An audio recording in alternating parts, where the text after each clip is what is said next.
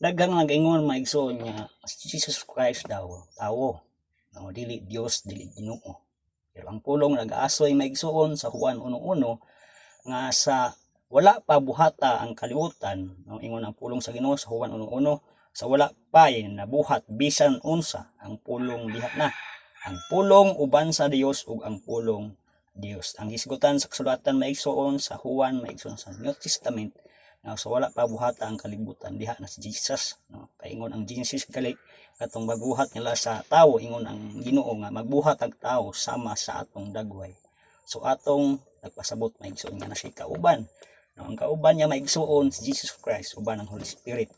So nagpasabot sa Juan 1:1 maigsoon nga sa wala pa buhata ang kalibutan diha ng daan. So ila maigsoon nga ang Dios, Jesus, Dios gud siya o Ginoo gud siya maigsoon, no, dili siya tao, di lang siya tao. Pero ang kasulatan nag-ingon pod nga Jesus 100% nga tao, 100% nga Ginoo. So gipakatawo lang siya maigsoon aron pagluwas nato, aron pagtubos nato nagikan sa kasalanan, maluwas ta niya, no, aron ta makabatog kasiguruhan, makabatog kaluwasan.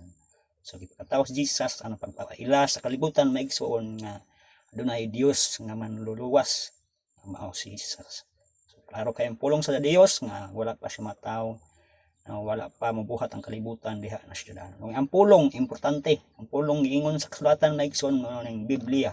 So ang Biblia mao ang pulong ug ang pulong mao si Jesus mismo. Mao nang kinahanglan nato mobasa og pulong sa Dios, mobasa sa Biblia, kay ang pulong sa Dios nga mao si Jesus once nga atong basahon maigsoon og ikinabuhi, di lang kay mobasa kundi ikinabuhi.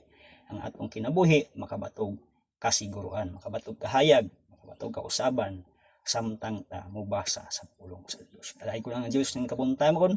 Salamat maigsoon sa inyong padayon sa pagtan-aw, labi na sa paglandong o pagbasa sa pulong sa Ginoo.